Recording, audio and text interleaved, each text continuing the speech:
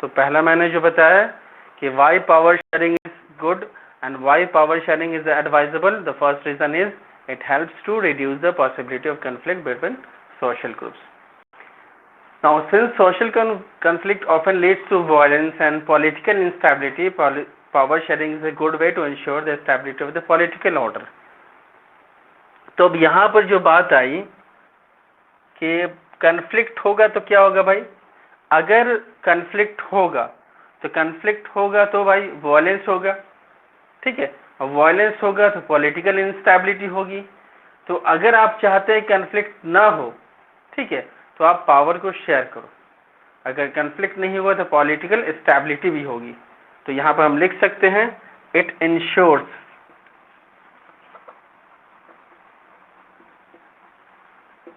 Political stability.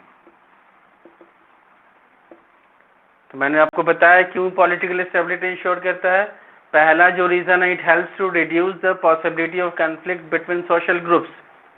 अगर power sharing आपने नहीं किया तो देन कॉन्फ्लिक्ट होगा तो वायलेंस होगा तो पॉलिटिकल इंस्टेबिलिटी होगी, ठीक है। तो अगर आप पावर शेयरिंग कर रहे हो तो क्या होगा, इट इंश्योर्स पॉलिटिकल स्टेबिलिटी। तो हम यहाँ पर मेंशन ये भी कर सकते हैं कि अगर कन्फ्लिक्ट होता है तो क्या होगा, वायलेंस होगा तो क्या होगा, पॉलिटिकल इनस्टेबिलिटी होगी, सरकार बार बार बदलेगी, ओके। सो इस कारण अगर आपने पावर शेयर किया तो क्या होगा भाई, इंस्टेबिलिटी नहीं होगी, स्टेबिलिटी होगी।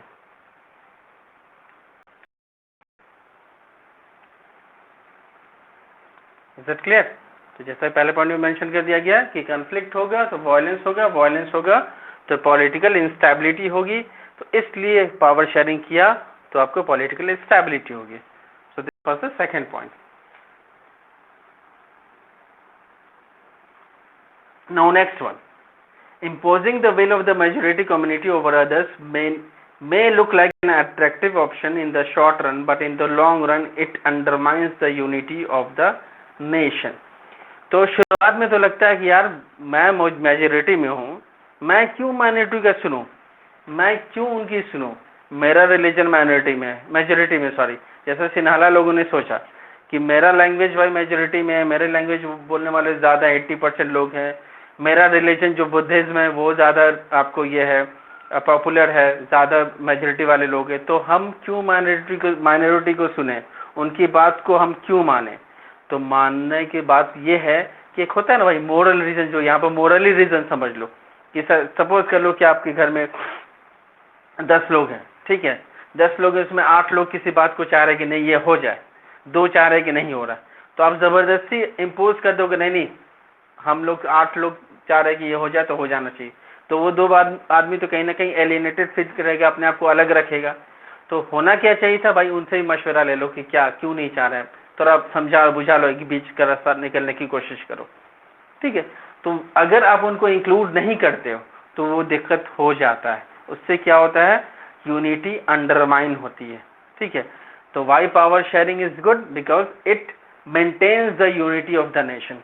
So the third point I'm going to write here is it ensures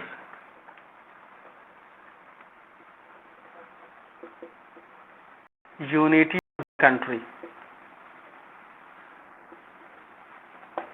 country में यूनिटी इंश्योर करता है, क्यों, बिकॉज आप यहाँ पे कह सकते हो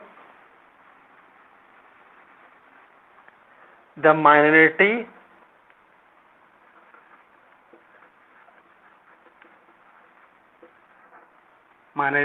were taken care of, उनके बारे में सोचा गया, उनके बारे में पॉलिसीज बनाई गई, उनको नेग्लेक्ट नहीं किया गया, ओके।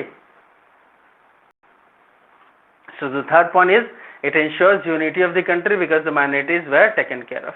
यहाँ बहुत ही बहुत ही इंपॉर्टेंट पॉइंट है, why power sharing is good and you can explain these points in your examination. अगर आप पूछते हैं, आपको इसमें क्वेश्चन बहुत तरह का आ सकता है. पूछ सकता है पावर शेयरिंग के एस्पेक्ट को बताइए, पावर शेयरिंग के मेरिट्स को बताइए, पावर शेयरिंग क्यों होना चाहिए बताइए.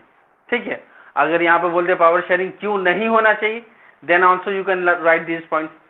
ठीक है, बोलोगे कि यार नहीं होगा तो ये हो जाएगा. अगर पावर शेयरिंग नहीं होगा तो भाई कन्फ्लिक्ट होगा, पावर शेयरिंग नहीं होगा तो पॉलिटिकल इंस्टेबिलिटी होगी, पावर शेयरिंग अगर नहीं होगा तो डिसयूनिटी होगी. तो यू कैन राइट इसको, आप इसको मेरिट और डिमेरिट दोनों में लिख सकते हो. Is it clear? Any confusion? Okay, तो ये था थर्ड पॉइंट. नेक्स्ट है tyranny of the majority is not just oppressive for the minority, it often brings you majority as well.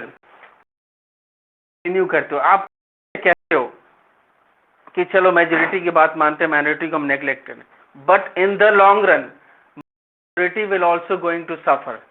ठीक है, क्योंकि आप जब किसी को फ्री हैंड दे दोगे, नहीं भाई आप मेरे रिलीजन के हो, या आप मेरे लैंग्वेज के मानने वाले हो, या आप मेरे रीजन के रहने वाले, चलो आपको हमने फ्री हैंड दिया, तो एक बार जब आप फ्री हैंड दे दोगे ना, तो आप पर भी कभी ना कभी, आपको भी कभी ना कभी अपने गिरफ्त में ले लेगा, अपने मतलब कि चाहेगा कि आपको भी हम लपेट के चले. डिक्टेटरशिप जाना है क्योंकि उसकी मेंटेलिटी हो गई है, उसने माइनॉरिटी पर रूल किया, अब वो चाहेगा कि वो डिक्टेटरशिप मेजोरिटी पे भी करे.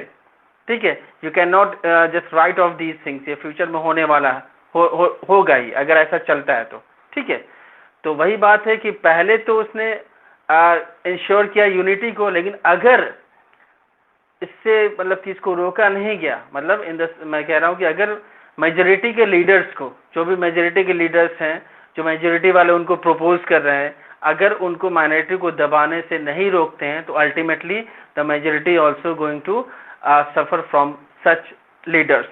ऐसे लीडर्स से मेजोरिटी वो भी वाले भी सफर करेंगे. So the fourth point we can mention,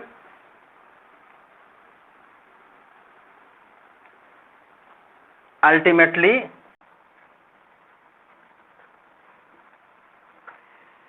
it brings safety and security to the majority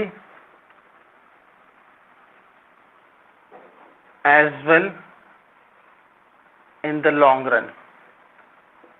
अभी नहीं समझ में आएगा, बट लॉन्ग रन में आपको आपकी सिक्योरिटी हैम्पर हो सकती है. तो अगर आप पावर शेयरिंग करते हो तो it will ensure your safety and security. I am telling about the majority. So is it clear? Any confusion till now?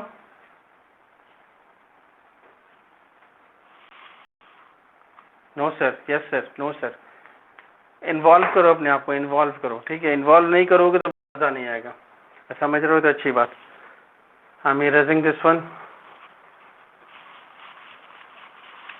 Social science क्या है? सोशल साइंस सोसाइटी से आया, सोसाइटी से आया ना. सोसाइटी में कैसे रहना है, क्या करना वगैरह वगैरह. सोशल साइंस नहीं पढ़ते हो तब भी दिक्कत है कि आप अपने राइट्स को नहीं जान पाओगे, ड्यूटीज को भी नहीं जान पाओगे. सब चीज़ जरूरी है. ठीक है, कोई भी आपको टहला देगा, बहला फुसला देगा. पॉलिटिकल लीडर देखते हो कितना ही घुमाता फिराता है. इसलिए पढ़ना भी ज़रूरी है, समझना भी ज़रूरी है, और क्लासेस में इन्वॉल्व होना भी ज़रूरी है. अपने आप को इन्वॉल्व करना, समझना.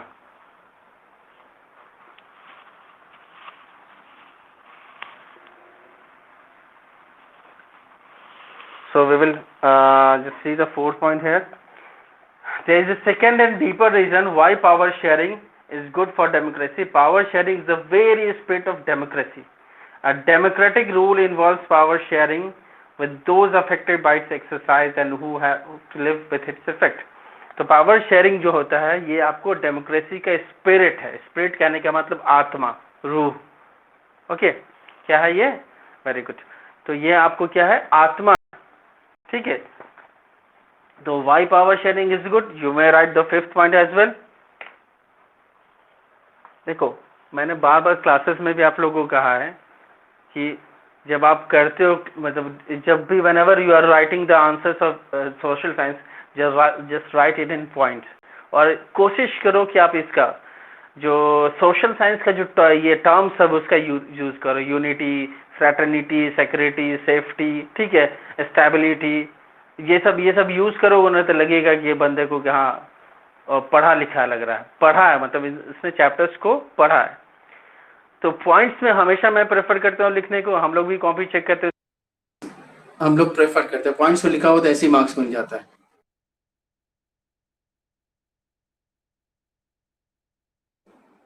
Wait a while. Are you getting my voice? I knew this thing.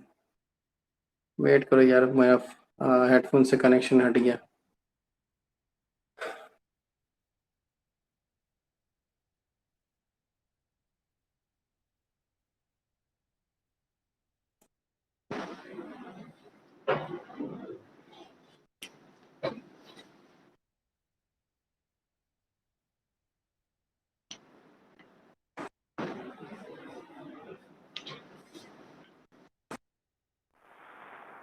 My voice is going through.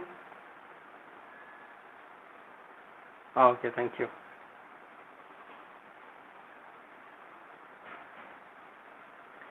चलिए, तो मैं बता रहा था फिफ्थ पॉइंट, हाँ मैं बोल रहा था कि पॉइंट्स पे लिखना ज़रूरी है। पॉइंट्स पे लिखोगे ना बाबू तो यू आर डेफिनेटली गेटिंग, अगर टॉपिक की जानकारी है तो you will get definitely 90 marks, मतलब 100 में 90 में मैं कह रहा हूँ, 80 में आपको 70-75 ले आओगे पॉइंट्स में अगर लिखते हो तो, अगर टॉपिक की जानकारी है तो। लैंग्वेज में प्रॉब्लम नहीं होना चाहिए। So the fifth point is that power sharing is the spirit of the democracy. It is the spirit of the democracy.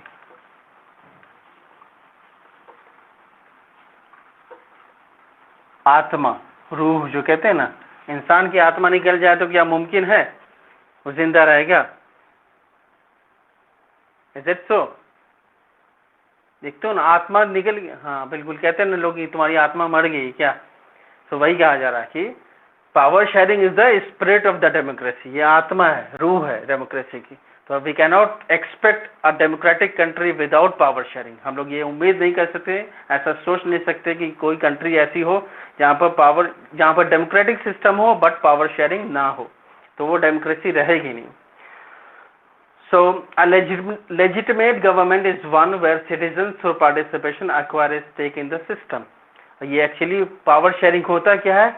It is the stake in the system. जैसे power sharing, जैसे एक बंदे ने क्या किया, 2-3 बंदे ने मिलकर एक कंपनी खड़ी की, ठीक है, तो उस 2-3 बंदे का ए बी सी, सपोज करो नाम को, ए बी सी तीनों का शेयर होगा उस कंपनी में। इन द सेम वे हम सारे सिटीजन्स का शेयर होता है, हम सारे सिटीजन्स का स्टेट होता है, स्टेक होता है, किसमें? हमारी कंट्रीज के वर्किंग में, ठीक है। So we all have got a stake in the system, we the citizens of India कह सकते हो, we the citizens of India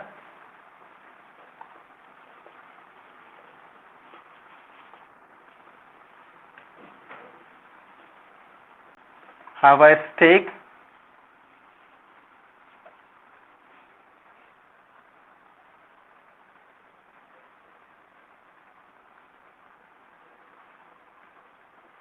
in the country's system।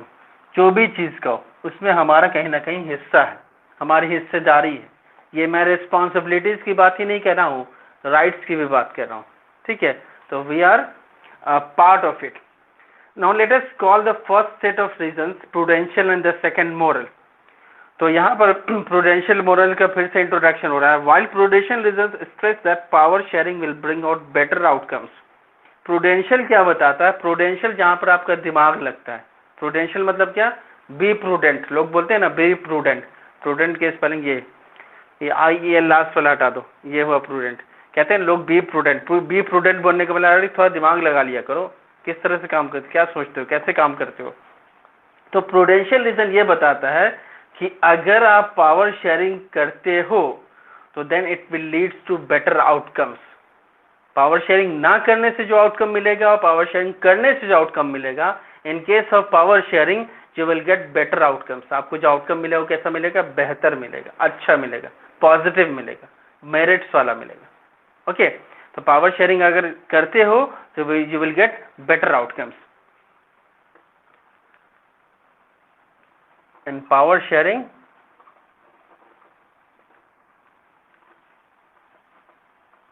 you will get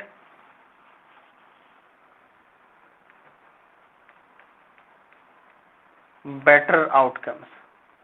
ये हुआ कौन सा reason? Prudential reason. Now moral reason emphasizes the very act of power sharing as valuable। जबकि moral reason क्या कहता है? ये वैल्यूएबल है, ये होना चाहिए, ठीक है, अगर नहीं होता है तो ये गलत है। मोरल ग्राउंड पे क्या कहते हैं? देखो कानून क्या होता है, लॉ क्या होता है, कोई बता सकता है कोई मुझे कि व्हाट इज लॉ? कानून क्या है? कानून होता क्या?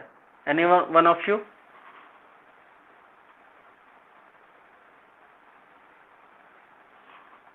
देखो सबसे पहले कानून बनता कैसे?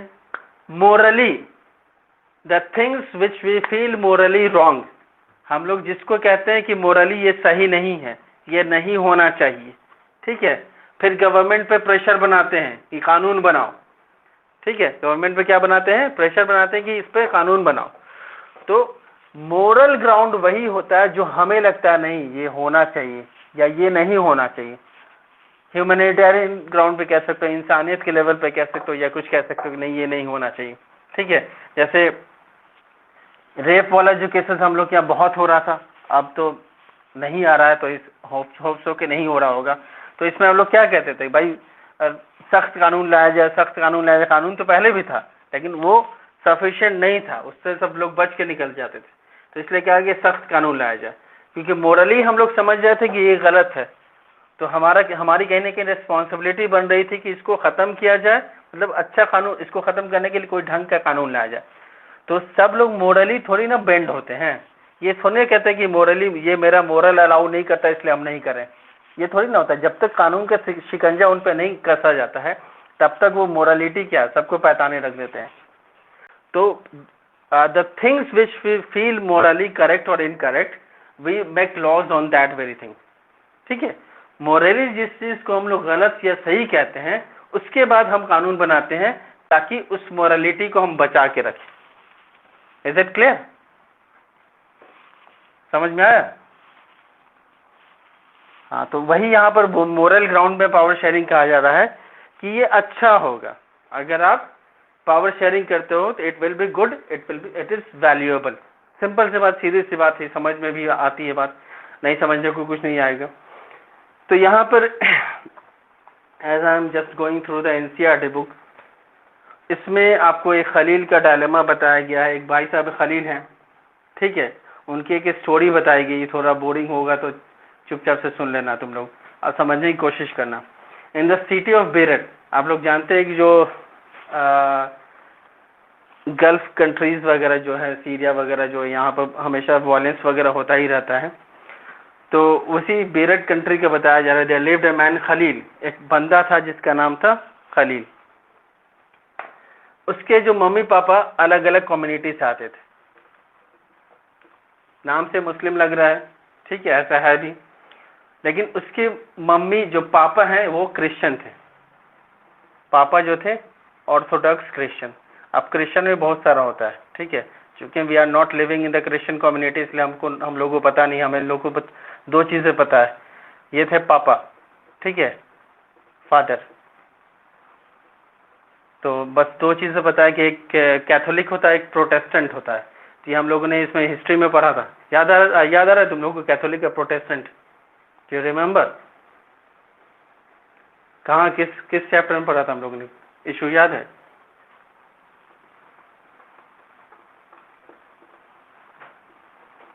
Strange case of great Britain में पढ़ा था ना, आयरलैंड के केस में कैथोलिक माइनॉरिटी में था, वहाँ पर कैथोलिक मेजोरिटी में था, प्रोटेस्टेंट माइनॉरिटी में था, बट इंग्लैंड में आपको प्रोटेस्टेंट मेजोरिटी में था, उसने सपोर्ट कर दिया था। खैर, तो यहाँ पर क्या है, जो खलील के मम्मी पापा हैं, माँ सुन्नी मुस्लिम है। मुस्लिम में जैसा कि आप लोग जानते हैं कि आपकी कंट्री में, हमारे कंट्री में है ही सुन्नी शिया, तो ये आपको सुन्नी मुस्लिम है, ठीक है, और जबकि इनके पापा जो हैं वो ऑर्थोडॉक्स क्रिश्चियन हैं। This was not so uncommon in this modern cosmopolitan city. या हमारे यहाँ बहुत होता है ये सब, मतलब कि ये इवन कि हरियाणा वगैरह में जो वहाँ पर गोत्र वाला भी इशू हो जाता है। ये तो यहाँ तो रिलीजन चेंज है, मतलब गोत्र में भी इतना इशू हो जाता है। खैर दीज आर रिलीजियस इशूज, ये सब मैं यहाँ पे उठाऊंगा नहीं। खैर, तो यहाँ पे कहने की बात यह है कि ऑर्थो जो आपको कॉस्मोपॉलिटन सिटी जो है, जो डेवलप कह सकते हो आज के लिहाज से, उसमें ये सब बहुत बड़ा मैटर नहीं। वहाँ होता रहता है, मम्मी किसी और रिलीजन के, पापा किसी और रिलीजन के, बेटा बाल बच्चा हाइब्रिड हो जाता है, ठीक है। तो जैसे होता है ना आजकल, तो बहुत सारे सब्जी वगैरह भी हाइब्रिड आते हैं। खैर मैं उनको ये नहीं कह रहा हूँ, I am taking it lightly. तो वो हो गया। This was not so uncommon in this modern cosmopolitan city. People from various communities that lived in Lebanon came to live its capital Beirut. तो लेबनान के ये लोग रहने वाले हैं, ठीक है, और लेबनान का जो राजधानी है वो आपको क्या है, बेरूत है। लेबनान, ठीक है, इसकी कैपिटल बेरूत है और यहीं के लोग रहने वाले, बेरूत करो, बेरूत करो, यहीं के रहने खाली रहने वाला है, ठीक है। तो they lived together, intermingling, yet fought a bitter civil war among themselves. One of the Khalil uncles were killed in that war. मतलब है तो मॉडर्न सोसाइटी, ठीक है, लेकिन वहाँ पर सिविल वॉर होता रहता है। सिविल वॉर होने का रीज़न ये था कि भाई इतना मतलब रिलीजन के लोग रहते थे, उसमें उस रिलीजन में, पर्टिकुलर रिलीजन में भी डिवीजन, मुस्लिम है तो उसमें भी सुन्नी शिया, क्रिश्चियन है तो उसमें भी ऑर्थोडॉक्स, प्रोटेस्टेंट और ये क्या कहते हैं कैथोलिक्स। तो इतना ज़्यादा डिवीजन था कि, और नहीं होने के कारण, मतलब कि प्रॉपर सिस्टम नहीं होने के कारण हमेशा सिविल वॉर होता रहता था। सिविल वॉर समझते हो ना? सिविल वॉर मतलब क्या होता है, बताऊं क्या आप समझते हो तुम लोग? चलो, सिविल वॉर मतलब क्या होता है, विद इन ए कंट्री जब वहीं के सिटीजन्स आपस में लड़ाई झगड़ा करते हैं, that is called the civil war. ये आप मतलब कि अपने लैंग्वेज में समझ सकते हो, उसी की ये डेफिनेशन ऐसा ही होता है कि जब विद इन ए कंट्री उन्हीं के सिटीजन जब आपस में लड़ते झगड़ते हैं, that is called the civil war. So at the end of this civil war, Lebanon's leaders came together and agreed to some basic rules for power sharing among different communities. तो अब इस civil war को खत्म करने के लिए लोगों ने, वहाँ के जो लीडर्स थे, उन्होंने कहा कि यार we must end this civil war, हमें सिविल वॉर को खत्म करना होगा। नहीं करेंगे तो दिक्कत हो जाएगी, हमारा फ्यूचर जनरेशन कोई बचेगा भी कि नहीं बचेगा, किस तरह से रहेगा नहीं कह सकते। तो उसके लिए वो भाई क्या, किस प्रपोजल, कैसे प्रपोजल को लेके आए, as per the rules the country's president must be belong to the Maronite sect of Catholic Christian. तो इसके लिए डिवीजन ऐसा किया गया कि वहां के जो प्रेसिडेंट होंगे वो आपको कैथोलिक क्रिश्चियन होंगे।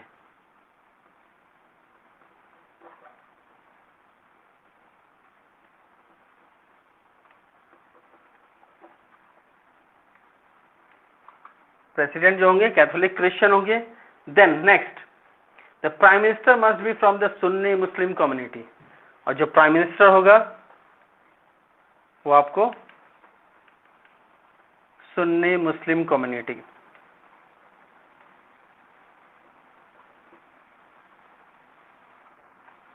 देखो पावर शेयरिंग किस तरह से कर रहा है यहाँ पे। The post of deputy prime minister is fixed for Orthodox Christian, और इसके लिए एक और पोस्ट बढ़ाया गया, deputy prime minister, sorry,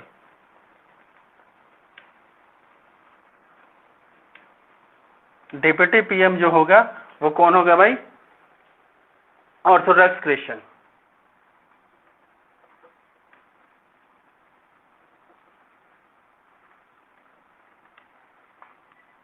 and the last one, जो कि आपको कौन है, स्पीकर।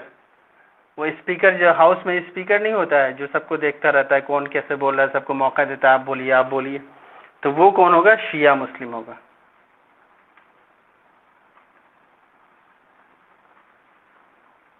तो हम लोगों ने देखा कि किस तरह से लेबनान में पावर शेयरिंग की गई, ठीक है।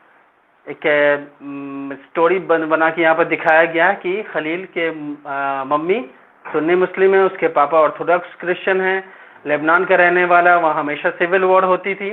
सिविल वॉर को ख़त्म करने का लोगों ने प्रण लिया, प्लेस लिया। उसके लिए उन्होंने क्या किया, पावर शेयरिंग की। उन्होंने क्या डिसीजन लिया, they started doing power sharing. Power sharing में क्या डिसीजन लिया गया कि president will always from the Catholic Christian, prime minister will always from the Sunni Muslim community, deputy prime minister will be of Orthodox Christian and the finally speaker will be of Shia Muslim. तो इस तरह से उन्होंने कहा कि अगर हम power share करेंगे तो कन्फ्लिक्ट जो होगा, सिविल वॉर जो होगा, खत्म हो सकेगा। Is it clear? समझ में आया यहां तक? Okay, so under this pact the Christians agreed not to seek French protection and the Muslim agreed not to seek unification with the neighboring state of Syria।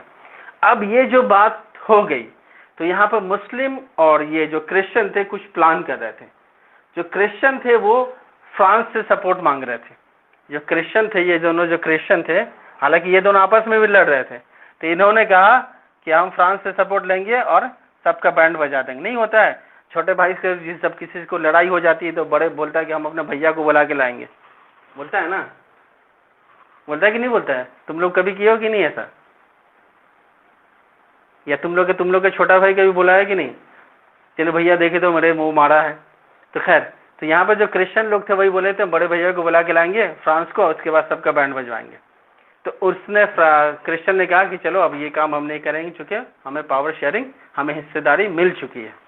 मुस्लिम जो थे वो क्या कर रहे थे, they were planning to have agreement with Syria, Syria के साथ वो मिलना चाह रहे थे। तो इन्होंने कहा चलो मैंने भी ये प्रपोजल को ड्रॉप किया, हम भी सीरिया से सपोर्ट नहीं लेंगे। When the Christians and Muslims came to this agreement, they were nearly equal in population. Both sides have continued to respect this agreement, though now the Muslims are in clear majority. और वहाँ पर जब इस agreement को continue किया गया तो बिल्कुल सब कुछ स्वभाव सुचारू रूप से चलने लगा, सिविल वॉर खत्म हो गया। हालांकि यहाँ पर जो मुस्लिम थे वो मेजोरिटी में थे। मुस्लिम मेजोरिटी में होने के बावजूद इन्होंने क्या किया भाई कि नहीं, बेटर इज पावर शेयरिंग। ठीक है, मुस्लिम ने अपने मेजोरिटेरियन को पॉलिसी को नहीं अपनाया और क्या अपनाया, पावर शेयरिंग। इसमें सबकी भलाई थी। मुस्लिम जो माइनॉरिटी थे उनकी तो भलाई थी, मुस्लिम जो मेजोरिटी में थे वो लॉन्ग रन में उनकी भी भलाई थी। जैसा कि मैंने अभी लास्ट टाइम आपको 5th पॉइंट आपको मेंशन करवाया है, सॉरी 4th पॉइंट जो मेंशन करवाया था। Now Khalil does not like this system one bit. अब ये बंदा खलील को ये बात पसंद नहीं आ रही है, बोला यार गजब है यार, तो हम कहाँ जाएंगे, मेरी मम्मी सुन्नी मुस्लिम, पापा ऑर्थोडॉक्स क्रिश्चियन। अब हम अगर सपोज करो कि I just want to go in the political arena, अगर पॉलिटिक्स में ज्वाइन करना चाहता तो मेरा क्या फ्यूचर है, मैं कहाँ जाऊँगा, बंदा परेशान। But under the present system the top position is out of his reach bare from him. अब वो अगर प्रेसिडेंट बनना चाहता है, ठीक है, जो कि आपको कैथोलिक क्रिश्चियन का है, तो वो तो नहीं बन सकेगा क्योंकि इसके पापा ऑर्थोडॉक्स क्रिश्चियन, उसकी मम्मी सुन्नी मुस्लिम। तो जो कैथोलिक क्रिश्चियन का जो ये है टैग उसको कभी नहीं मिल पाएगा, और इसलिए वो नाराज है कि मैं तो कभी भी कैथोलिक क्रिश्चियन, मतलब मैं कैथोलिक क्रिश्चियन नहीं हूँ, इसलिए मैं कभी भी प्रेसिडेंट नहीं बन पाऊंगा। तो ये तो गड़बड़ भाई है। He does not practice either his father's or his mother's religion and does not wish to be known by other। और दूसरी बात ये भी है कि वो बंदा ना इसको मानता था और ना ही इसको मानता था। बोला कि मैं पूरा हाइब्रिड ही रहूंगा, ना मैं सुन्नी मुस्लिम हूँ ना मैं क्रिश्चियन हूँ। ठीक है, so he can not understand why Lebanon can't be like any other normal democracy. और वो कहता था यार और सब डेमोक्रेटिक कंट्री है ना, जो जिस लायक होता है, जहाँ से जो उठ के आता है, अगर वो लायक है प्रेसिडेंट बनने के, अगर वो वाकई में इलेक्शन जीत जाता है तो बन जाता है। यहाँ पर क्या है कि पहले आप दिखाओ कि भाई किस रिलीजन से बिलोंग करते हो, तो नहीं आप प्रेसिडेंट के लिए एलिजिबल नहीं क्योंकि आप कैथोलिक क्रिश्चियन नहीं हो। ये गजब बात है, ये तो नहीं होना चाहिए। तो इस बात से वो नाराज है। वो क्या कह रहा है, just hold an election, allow everyone to contest and whoever wins maximum votes become the president. कह रहा है कि यार इलेक्शन करवाओ, जो जीतता है उसको बना दो। ये क्या है कि भाई रिलीजन के बेसिस पर आप कर रहे हो। हाँ या हाँ, he can be PM and deputy PM, but वो प्रेसिडेंट बनना चाह रहा है ना, वो पीएम और डिप्यूटी पीएम वो नहीं बनना चाह रहा है। और दूसरी बात तो ये भी कि वो किसी रिलीजन को भी तो नहीं मान रहा है ना। नाम खलील तो हो गया, ठीक है, बट वो किसी रिलीजन को मान ही नहीं रहा, तो आप कैसे कह सकते हो कि कहाँ जाएगा वो। या ही कैन बी प्रेसिडेंट।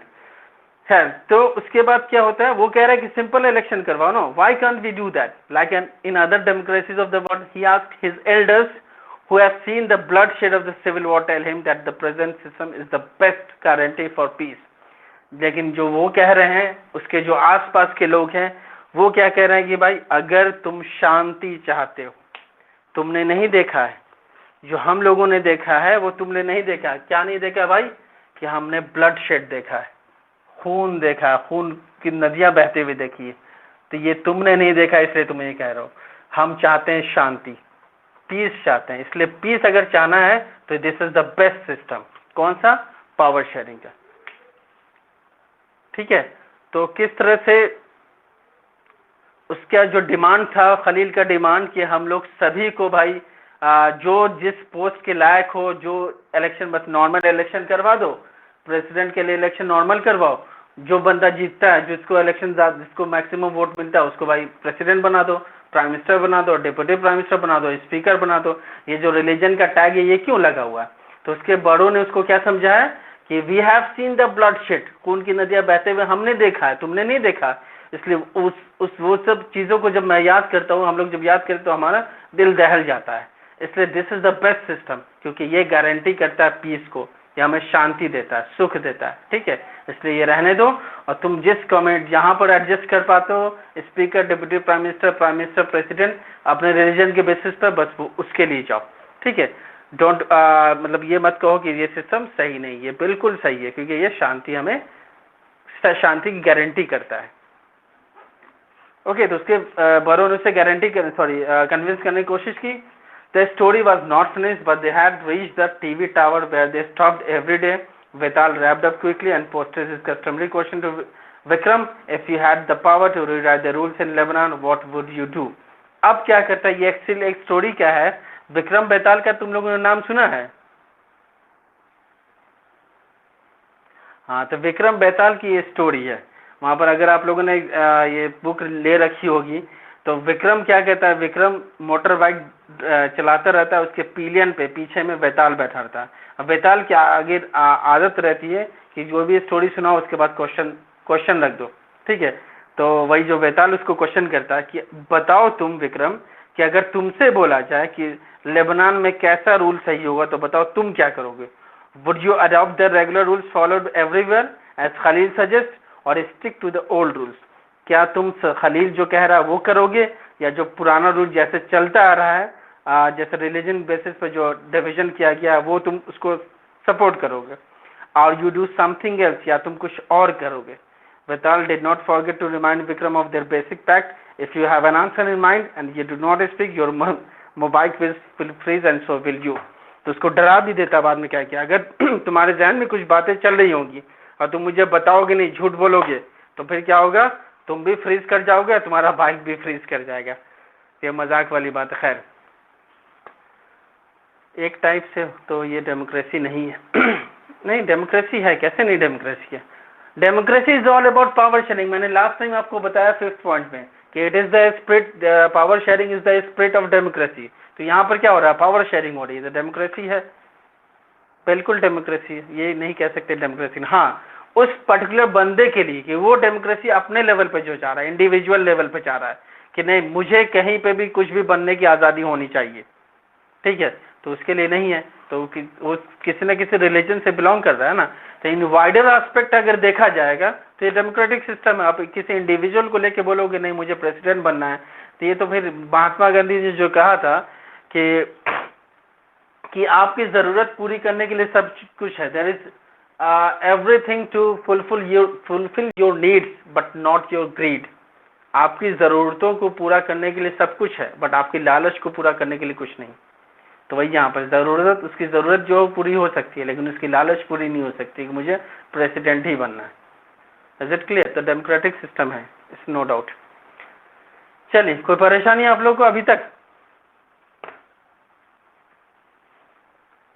चलिए, मैं ये अच्छा वोटिंग नहीं, तो पता नहीं, मैं बोल देता हूँ कि जैसे आप लोगों ने रेशनल नंबर वाला जो ये किया होगा ना कि प्रूव करो कि √2 इज रेशनल, तो पहले हम लोग क्या मान के चलते हैं? सॉरी, √2 इज इरेशनल, तो पहले हम लोग मान के चलते हैं कि √2 इज इरेशनल। तो वही वाला फंडा, मतलब अपोजिट मान के चलते तो हो सकता है इंटरेस्टिंग हो जाए। अब मैं पहले ही बोल दूंगा नहीं बहुत इंटरेस्टिंग स्टोरी है, तो बाद में बोलते क्या सर इतना बोरिंग था। Then so it depends upon person to person. खैर ये खलील की स्टोरी खत्म हो गई। या अब मैं आप लोगों से नहीं पूछूंगा कि बताइए क्या आप लोग क्या करोगे लेबनान के, इसलिए most of you will not answer. बहुत सारे लोग आप लोग आंसर ही नहीं करोगे, मैं वेट करता रहूंगा, I will get the answer. तो the last thing is forms of power sharing.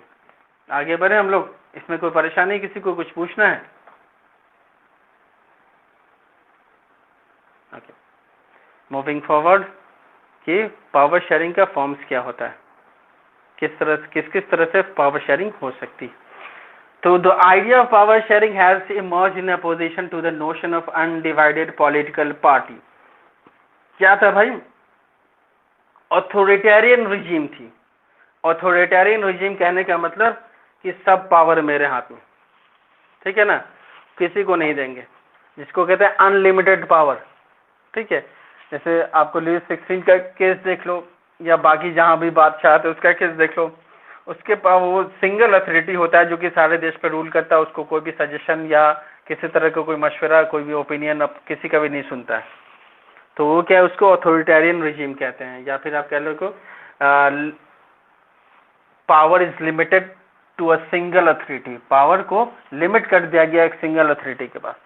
तो इसी के अगेंस्ट में जो लोग उठे उन्होंने पावर शेयरिंग की बात की, क्योंकि they have felt the problem of power being not shared. उन्होंने देखा था कि पावर अगर शेयर नहीं किया जाता है तो क्या क्या परेशानी होती है।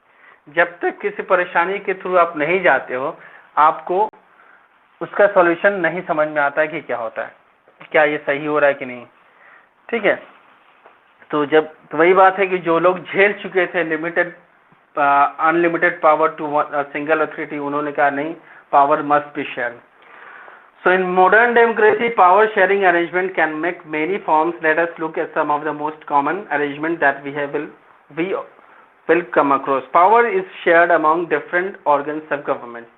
सबसे पहला जो है कि पावर को हम लोग डिफरेंट ऑर्गन्स ऑफ गवर्नमेंट में शेयर करते हैं।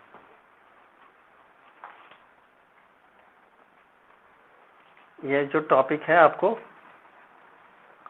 Forms of power sharing. Power is पहला जो शेयर्ड अमंग डिफरेंट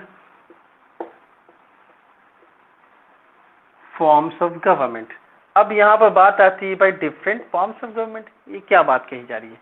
गवर्नमेंट का भी फॉर्म्स होता है क्या? बिल्कुल होता है। वो क्या क्या है? वो है लेजिस्लेटिव,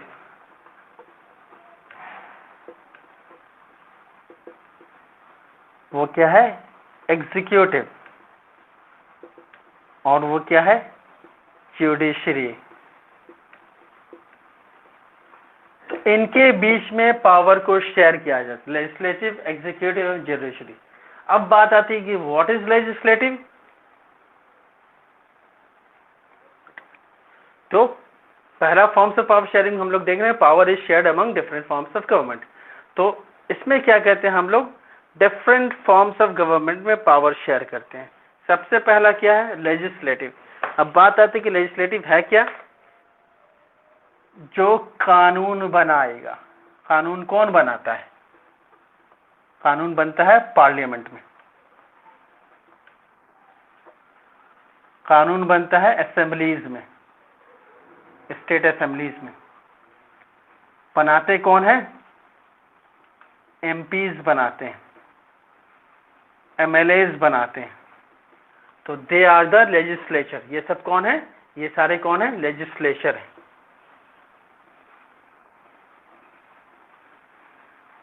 देखते हैं ना आप लोग कानून कैसे बनता है। अगर सेंट्रल लेवल पे कानून बन रहा है तो पहले लोकसभा में जाएगा, वहां पर 2/3 मेजोरिटी उसको ओके कर देगा, देन वो फिर राज्यसभा में जाएगा, वहां पर मेजोरिटी उसे ओके कर देगी, देन प्रेसिडेंट उसको एक्सेंट देगा, देन वो बिल वो क्या बनेगा? लॉ बन जाएगा। तो ये था लेजिस्लेटिव, तो पावर, जो कानून बनाने का पावर किससे मिला? सिर्फ लेजिस्लेचर को मिला, and that too in the parliament कह लो या असेंबलीज कह लो। Second one is executive. अब एग्जीक्यूटिव क्या है भाई? एक और बात यहाँ पर बता दो, late us call this horizontal distribution of power. इसको हम लोग हॉरिजॉन्टल डिस्ट्रीब्यूशन ऑफ पावर भी कहते हैं।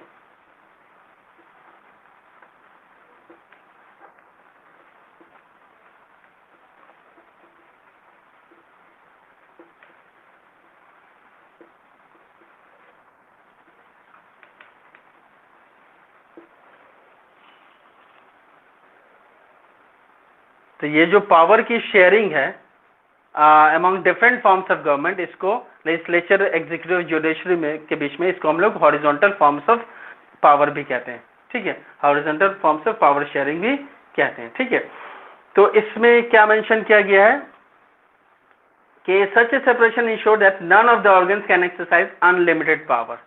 ना वो लेजिस्लेटिव, ना वो एग्जीक्यूटिव, ना वो जुडिशरी, किसी के पास भी अनलिमिटेड पावर क्या है। राजा महाराजा के टाइम क्या होता था? कानून भी वही बनाते थे, एग्जीक्यूटिव भी वही कहते थे, फैसला भी वही सुनाते थे, बट यहाँ पर पावर डिवीजन है। Okay, now each organ checks the other, this result in the balance of power among various institutions. Last year we studied that in a democracy, even though minister and government officials exercise power, they are responsible to parliament or state assemblies. तो इस case में क्या होगा? Check and balance होगा, सब एक दूसरे को क्या करेंगे?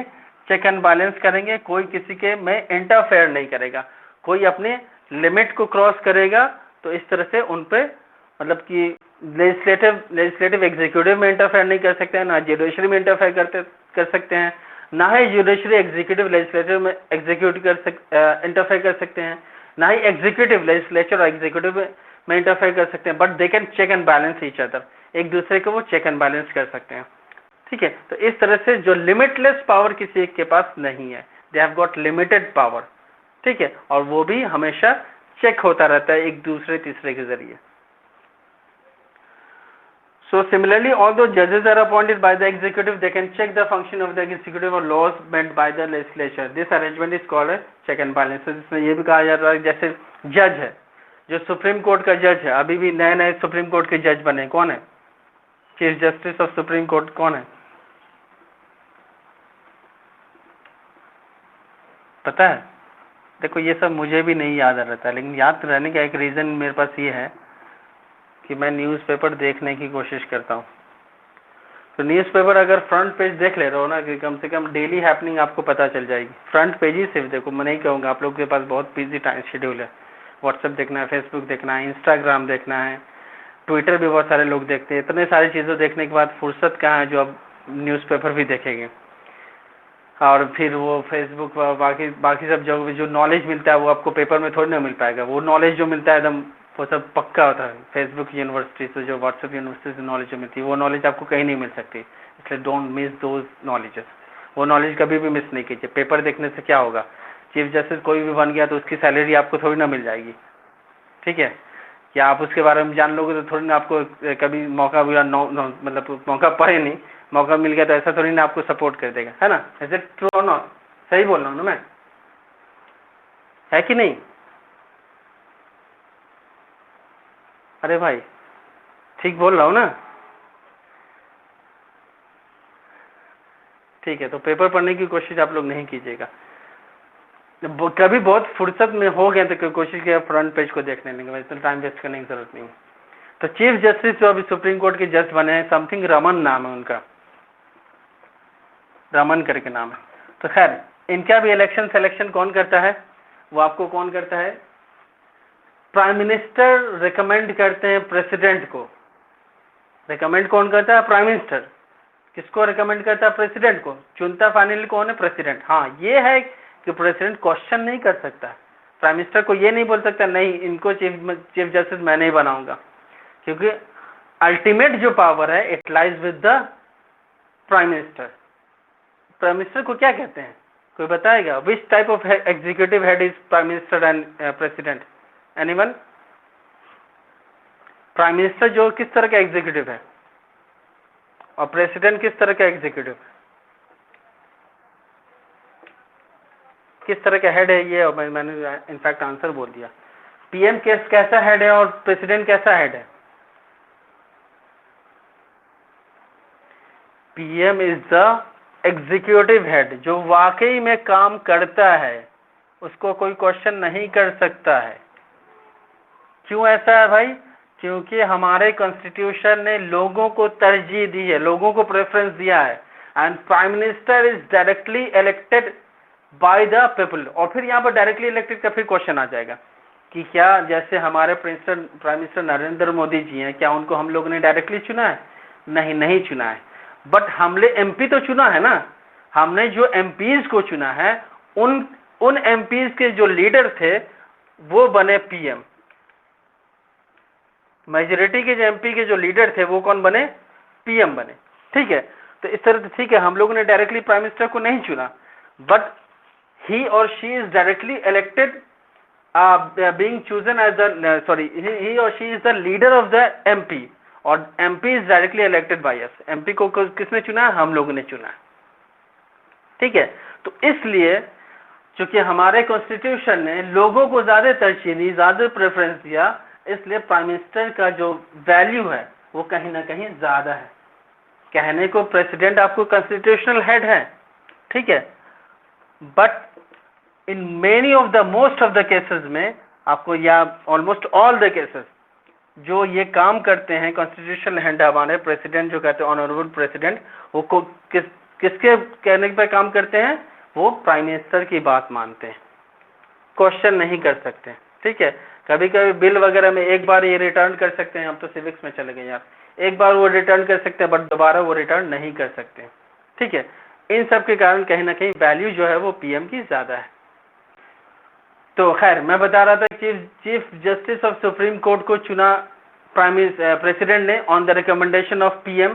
ठीक है, लेकिन इसका मतलब ये नहीं कि जो चीफ जस्टिस जो बने हैं वो प्राइम मिनिस्टर के खिलाफ अगर कुछ होता है तो वो नहीं बोलेंगे, गवर्नमेंट के खिलाफ अगर कुछ होता है तो नहीं बोलेंगे, क्योंकि यहाँ पर ज्यूडिशरी उनके हाथ में है, उन्हीं को डिसीजन लेना है कि कैसे देश को चलाना है। Now the next one is power can be shared among different government at different levels। अब गवर्नमेंट में भी डिफरेंट लेवल में पावर शेयर हो सकता है। वो कैसे कैसे भाई? सेंट्रल, यूनियन और लोकल लेवल।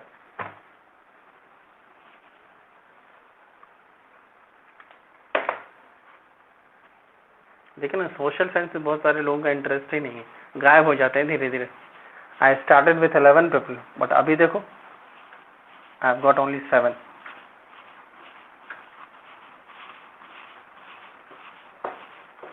इसलिए मैंने इसको एक ही दिन कर दिया, बढ़िया है, जिनको पढ़ना पढ़े।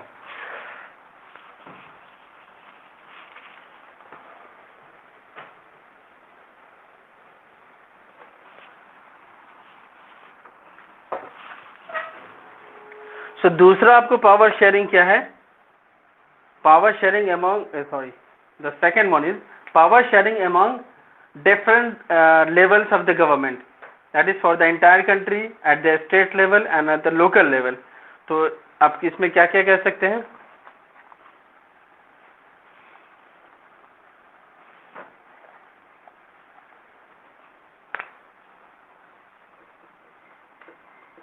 among government at different levels. इसमें क्या क्या होगा भाई? गवर्नमेंट एट डिफरेंट लेवल्स में सेंट्रल गवर्नमेंट, जो कि प्राइम मिनिस्टर रूल करते हैं इस पे, स्टेट गवर्नमेंट चीफ मिनिस्टर का है, और तीसरा जो हमारा ये सब जो होता है पंचायत वाला जो होता है local self government.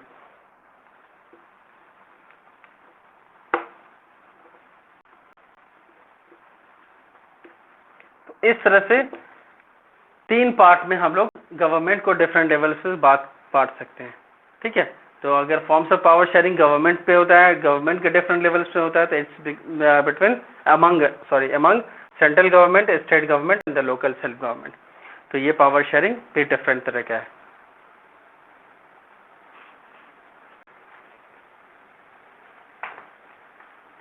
The last power sharing, हाँ, इस तरह का पावर शेयरिंग हमें कहाँ मिला था? बताइए तो, हम लोगों ने बेल्जियम में ऐसा मिला था या श्रीलंका में मिला था, बताओ तो।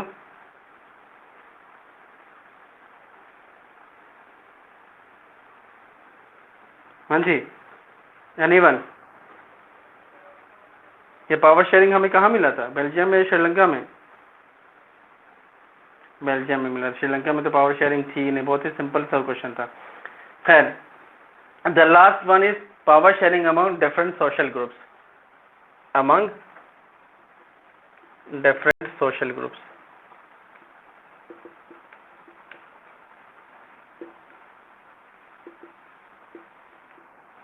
सोशल ग्रुप्स का भी जो डिवीजन हुआ था, पावर शेयरिंग जो हुआ था, वो भी आपको बेल्जियम में ही हुआ था। कैसे कैसे, वो किस बेसिस पे, जो कम्युनिटी गवर्नमेंट का जो फॉर्मेशन हुआ था, फॉर्मेशन ऑफ कम्युनिटी गवर्नमेंट।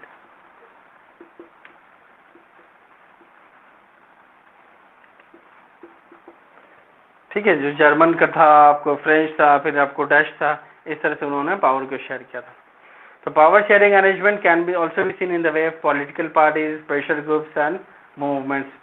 अब पॉलिटिकल पार्टीज प्रेशर ग्रुप्स में भी दे सकते हैं, वो कैसे, ये जैसे देखो, अभी जैसे प्रेशर ग्रुप्स क्या होता है, pressure groups different media groups भी होता है, डिफरेंट आपको फार्मर्स वगैरह भी होते हैं। जैसे अभी फार्मर्स का प्रेशर ग्रुप काम नहीं कर रहा है, फार्मर प्रेशर बना रहा है गवर्नमेंट पे, लेकिन गवर्नमेंट उसको वापस नहीं ले रहा है। लेकिन आपको कहीं ना कहीं जो कैपिटलिस्ट सोसाइटी है, वो प्रेशर जो हमेशा काम करता है। अभी जैसे वी ऑल नो, इसको हम लोग डिनाई नहीं कर सकते हैं कि कहीं ना कहीं अदानी या अंबानी जो है वो हमारी प्रेजेंट गवर्नमेंट को बैकअप करती है। इसी तरह जब कांग्रेस आएगी तो उनको कोई और बैकअप करेगी, ठीक है। हाँ, लेकिन किस लेवल तक उनका बैकअप है वो ज़रूर से देखना है, क्योंकि ऐसा नहीं हो कि डेमोक्रेटिक सिस्टम के साथ वो खेल हो जाए, वो नहीं होना चाहिए।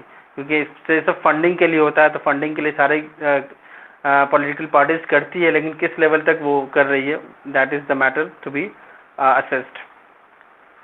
So the second one is among government at different levels, central government, state government, local state government. The last one is among different social groups, which we have seen in the case of Belgium. Community government were formed at in Belgium.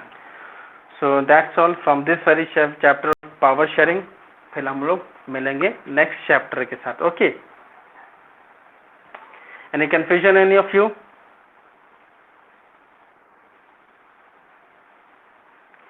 चलो, good.